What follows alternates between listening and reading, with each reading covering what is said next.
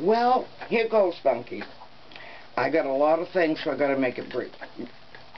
Just short subjects. First of all, of course, my heart still goes out to Haiti, and do whatever you can financially, or those of you who are able to go and help. They're going to need our help for years to come. Just because they're not on the front page anymore doesn't mean that they're any less important. Iran. Ahmadinejad. Obama's finally getting tough, and so is Hillary with Iran, you know. And so they said to, to Ahmadinejad a few weeks ago, you've pushed us far enough. Now, I'm drawing a line in the sand. No, don't go over that line. Oh, really?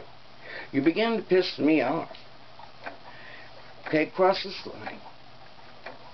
Oh, you really are asking for it. You are asking for it, big time. Okay, cross this line. Oh, well, Hillary says Ahmadinejad cross this line. And so it goes on and on and on.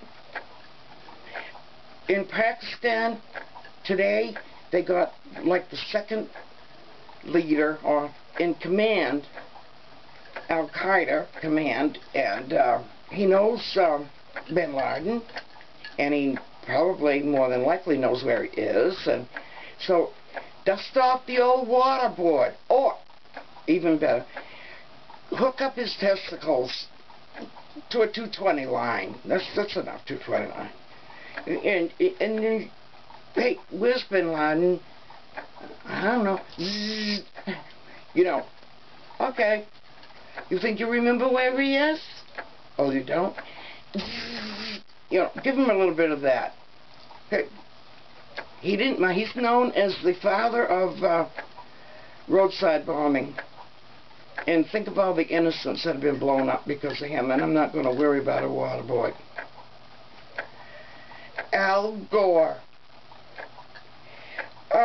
Finally, this Philip Jones, a well-renowned and scientist that's involved in this scandal about global warming, has admitted that in the last 15 years there has been no global warming at all.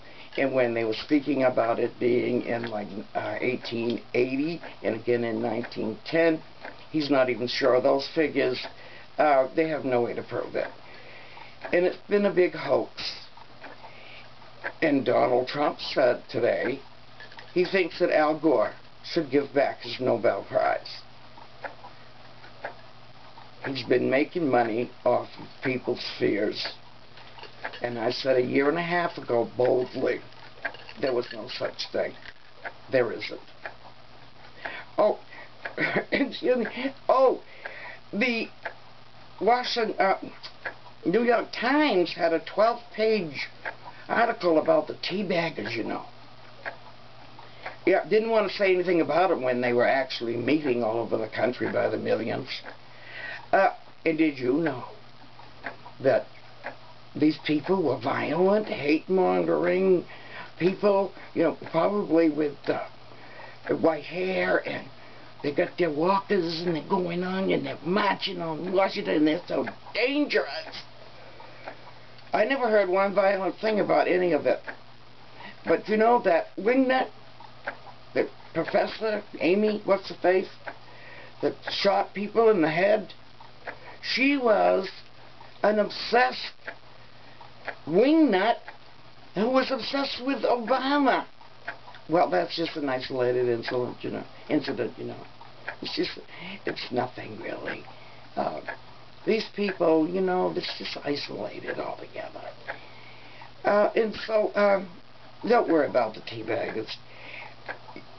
People continue to join the movement and take our country back while we still can.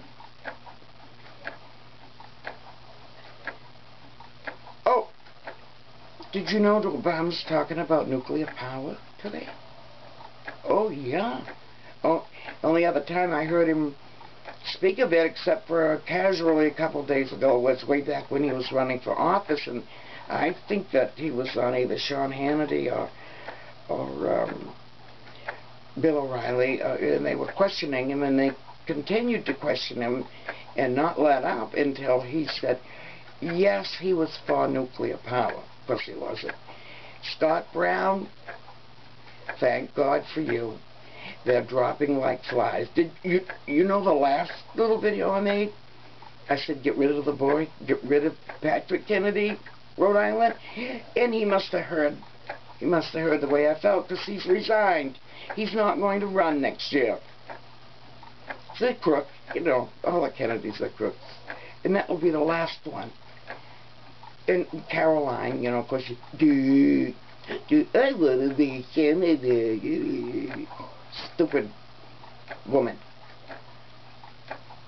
And do you know that the Kennedys have been in politics since I was 8 years old? And I'm 69. And good riddance. Obama, he gave a speech. Well, he went to the 6th grade classroom to talk to 6th graders, you know, and so he had to have his teleprompters, you know, like this. And it was like, well, hello, boys and girls.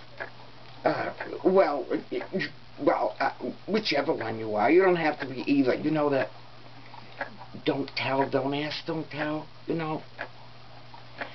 Anyway, so whatever you are, I'm here to talk to you about my favorite subject. Myself, of course. In all my awesomeness. I was born, you know, at a very early age. A tender age, actually.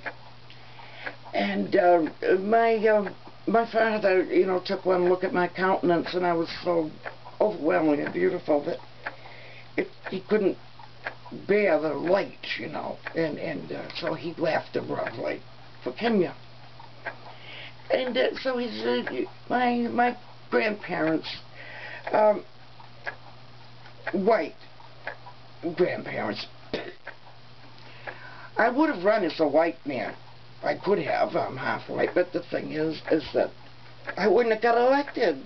The only way I could get elected is to run as a black man. But anyway, in all my awesomeness, you know, children, my birth certificate, no one's ever seen it because it's probably, if I remember, my grandmother told me it was printed in gold foil, and it's under God. Anyway, my life, you know, I went on and on. When I was about 16, like most young boys, I fell in love. It happened one day when I was looking in the mirror, and my hair was like a big afro, and it reminded me of the pictures you see of the Christ child in that halo, and I fell in love with myself. And then that yada, yada, yada, yada. And so, boys and girls, now it's time for you to ask questions. Yeah, first boy, girl, you know, that's the routine. Yes. Mr. President, is it time for lunch yet? Young man, I love your question. Young lady, and you, can I go to the bathroom? Can I use the restroom? When's recess? Well, boys and girls, that's it. I've told you all about myself, and if you want me to come back later and tell you more about myself, I'd be happy to.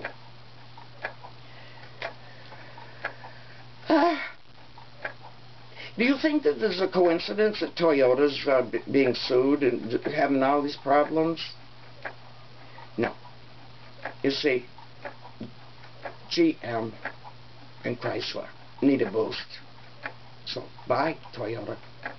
Anyway, love you all. Bye-bye.